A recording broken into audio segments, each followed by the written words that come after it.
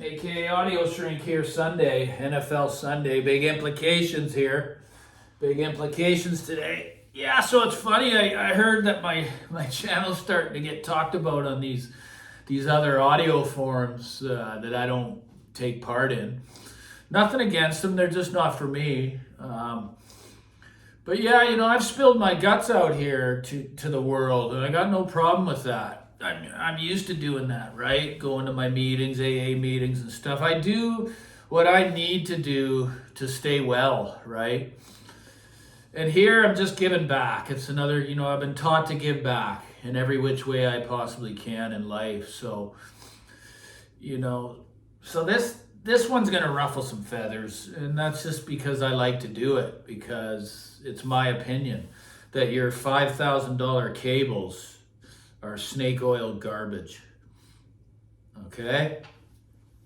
You hear that? It's garbage.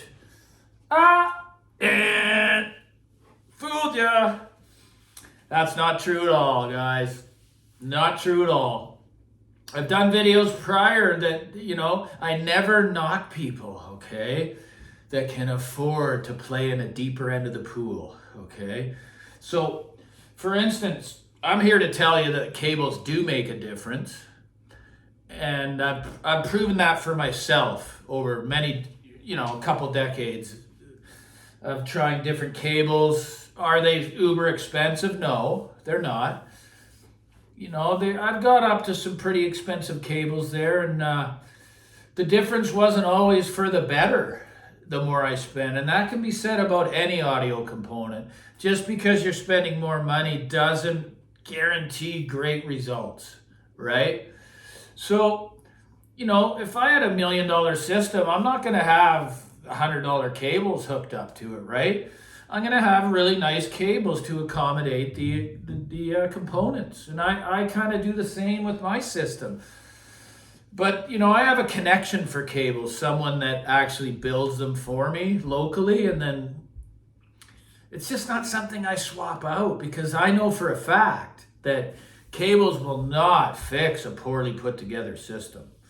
You can swap them out till you're blue in the face. But I will say, I'm just here to say that there are differences, and there's many out there that'll do the measurement thing and do all that, say they don't difference. No, my measuring machines are my ears, and I've heard huge differences, especially with silver. There was one system, even with these spatials here, I had, I thought, I'm going to hear what bringing in, say, some DH Labs T14, I think it is. So my buddy who builds the cables, he just buys bulk of really well-constructed cable, from, say, Gotham in Sweden for power cables, and then he terminates with Carta solder with very good plugs of my choice. And that, I've had these Kimber from the original mine with the S-bands for years. I just love these cables. They're easy to work with. They're very, I don't buy cables that I can't fucking bend around and work with. That's why I love the Gotham. Even their heaviest gauge is very, very simple to work with. It's very pliable and flexible, right? That's why I got rid of the acoustic Zens for more than I paid, 15 years. I had them for like 10 years. The acoustic Zen are like that thick, you can't even bend them, right? And they're 6 feet. You can't work with that. I can't. I want stuff that I can work with when it comes to cabling, right? So I'm just here to say that, in my opinions, they're not snake oil. I just feel that you just got to buy cables that are very well constructed with really good metals. Whether they're clean metals or not is a whole other science, right? And that's why I really love the Kimbers. They called it the virgin copper mine, meaning no contaminants in the metal. They don't have that mine anymore. And that's why this line, the blue and the black, are so sought after of the Kimber cables, and just the tooling to build. Each strand is a different diameter. There's many fakes out there, and they're not different diameter. You gotta look for that, right? So yeah, just getting back to having the guy that builds, he just buys good ball. He's a cable expert. He just is. He knows the science of the cabling, right? And then when it comes down to plugs, like one of my favorite plugs of all time are the Eichmann bullets. And not because they cost the most or do anything like that. It's just, I really enjoy how they clasp the connector. It's not too tight and it's not too loose. It's like a perfect, easy to work with, solid connection. So to me, that's just as important as anything else, right? The plugs. So right now I'm using, well, I don't need any with the Belcanto. They're all gone, but I have a Pure Sonic plug. It's a very good product, Pure Sonic, and they're basically phosphorus copper material, which have the same gripping topology as the Eichmanns do. It's just a perfect connection, right? So, you know, it's my opinion that cables do make a big difference, and price will not dictate whether it's going to be better for you or not. It's the same as any component. Will it provide the signature that you like? You'll only be able to find that out by trying. And again, that's why the used market is so great of a place, right? But I'm not one who swaps out cables. I did do a big cable unload when I sold all this equipment to scale down to the E1X, you know.